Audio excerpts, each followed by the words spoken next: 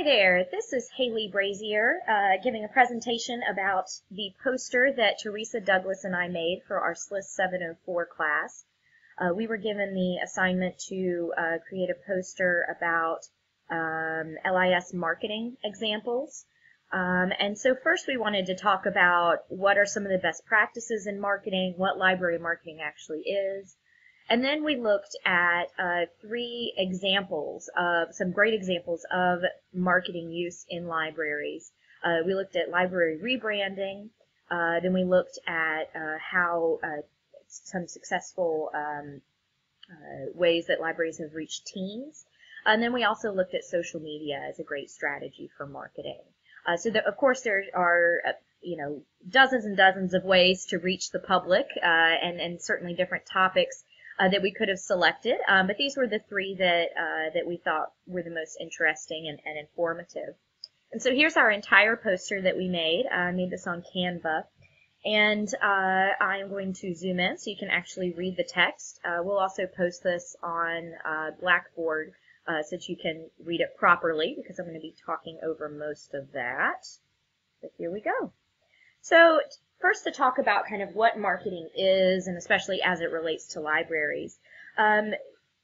Libraries have really only, within the last 5 or 10 years or so, come around to marketing. There has been a debate in the past about whether or not it was appropriate for libraries to do something, I guess, as icky as marketing and advertising and, for profit, basically, as marketing is. But really, I think a lot of libraries have come around to the fact that there's a lot of competition out there for people's time. We need to compete, and also we can't rely on people just knowing what the library does anymore. We really try to do some interesting different programs or offer special services that are a lot of times non-traditional. It's not just about going to a library and getting a book, but we need to let people know about that. And so libraries are definitely coming around to that. There's a lot of capacity issues as far as library staff having the time or the money to be able to do marketing. But there are certainly ways to market to your public that either don't cost any money or that cost very little training to actually do. And so it's a lot more accessible, marketing is, to libraries than it ever was before.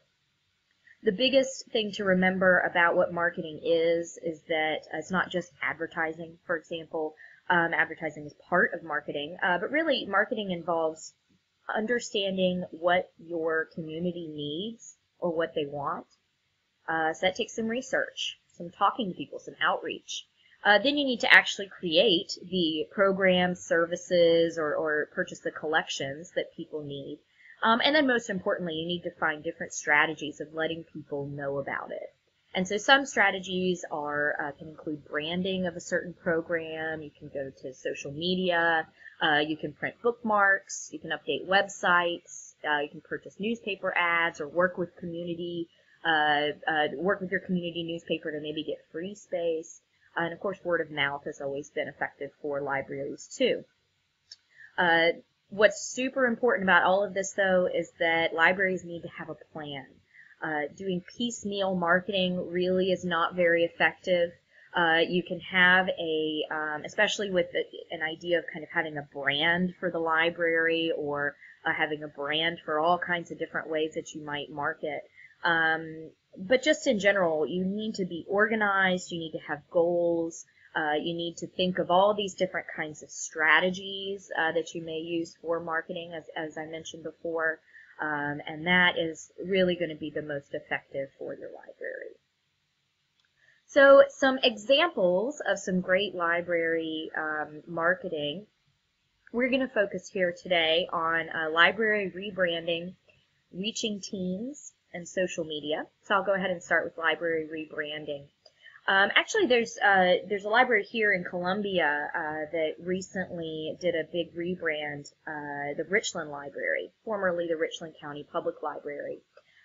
This was a couple years ago. They changed their name, they changed their logo, They changed their tagline, I guess you might call it.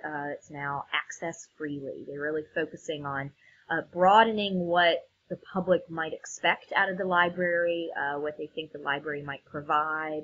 It's all about access and freedom and really opening up the library to the community.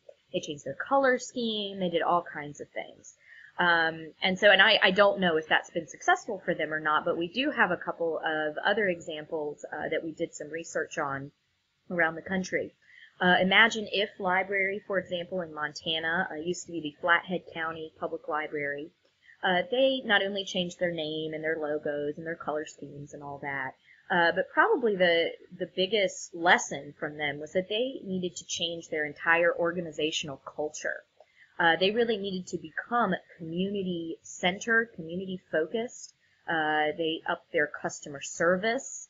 They talked to their community about what they really needed, and they became a real hub for their area outside of traditional library roles. So they've been very successful in their rebranding of even what the concept of a library is, in addition to just their individual library.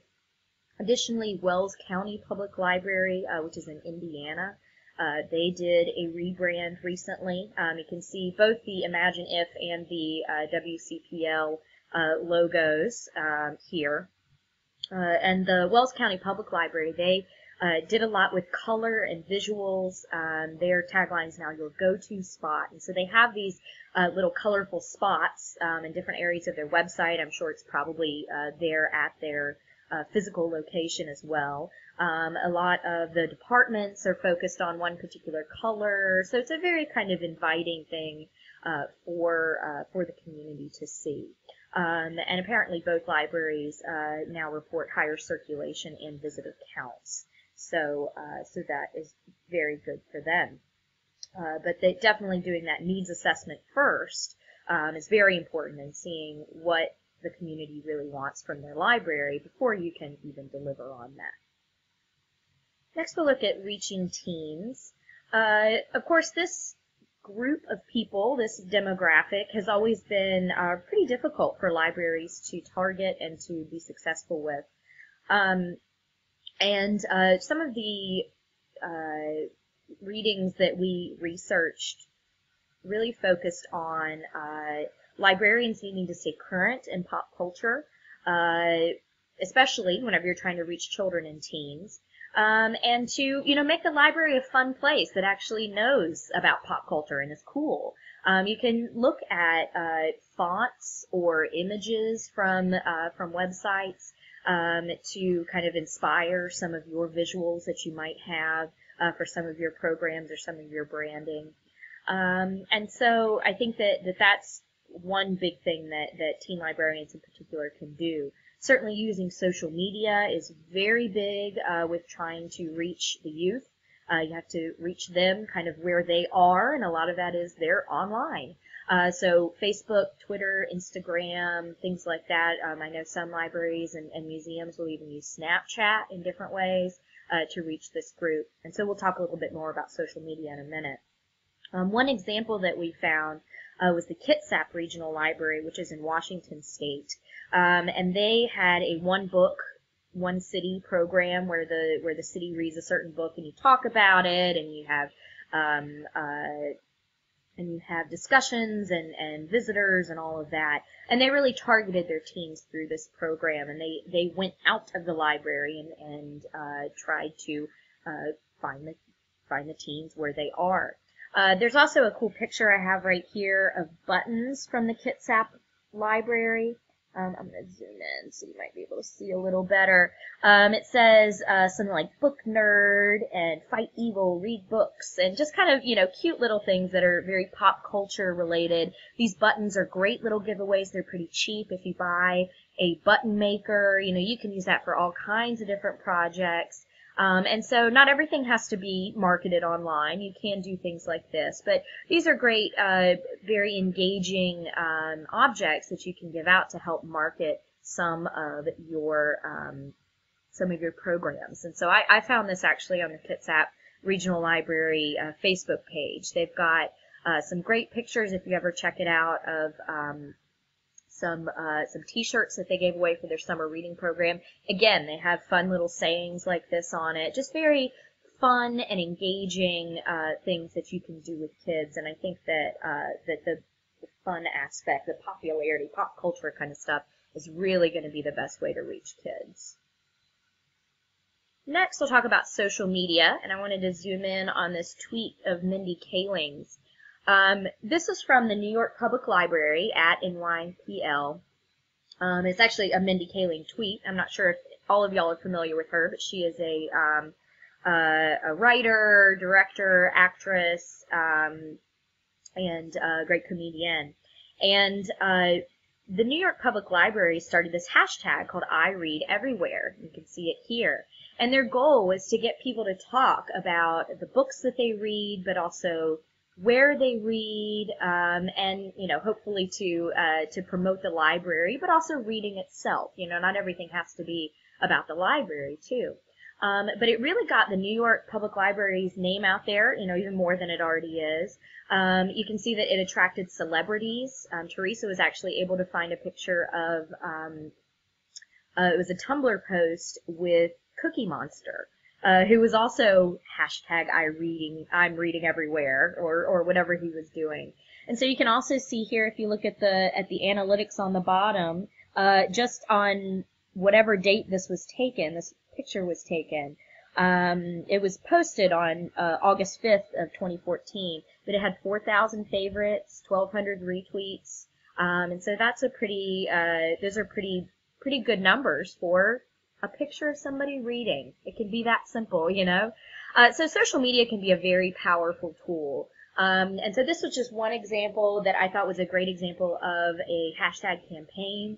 And since it did reach celebrities, it was pretty effective. It was simple, and it kind of made reading look cool, I think. And so it helped raise the profile of the library and reading itself.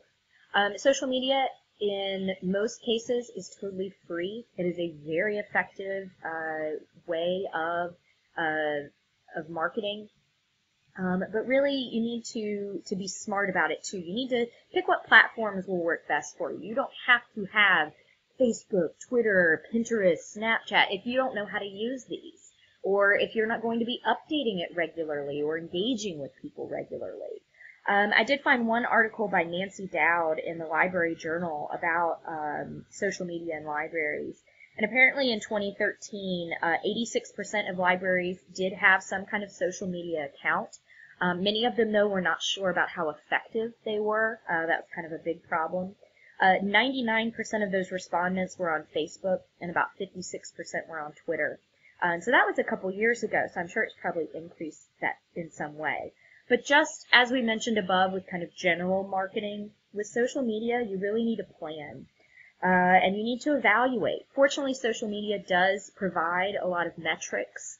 It provides a lot of analytics. Basically, you can see, and you can see the growth. You can see how many followers you have from a certain time to another certain time. And so it's a great way to actually measure your reach, unlike, you know, basically printing out bookmarks. You know, you don't really know how effective those are. But you do need to have a plan, and you need to have time. Good social media means that you're engaging with your patrons, and that takes an effort, that takes time. People will be talking to you. You need to talk to them, and you need to find different ways of promoting the library, especially in a visual way. That's primarily how social media works, as you can see from Mindy Kaling's picture. So that is kind of a very brief overview of marketing in library and some great examples that we found in the world. Here's our sources. We have quite a bit, and you can check out Blackboard for the rest, if you wanted a closer look at them. But otherwise, there's our poster. I'm sorry that we weren't able to present this face-to-face to everyone, but if you have any questions, please feel free to post them in Blackboard or email us directly. Once again, this is Haley Brazier, and I'm presenting for the poster that Teresa Douglas and I made. And thanks so much for listening.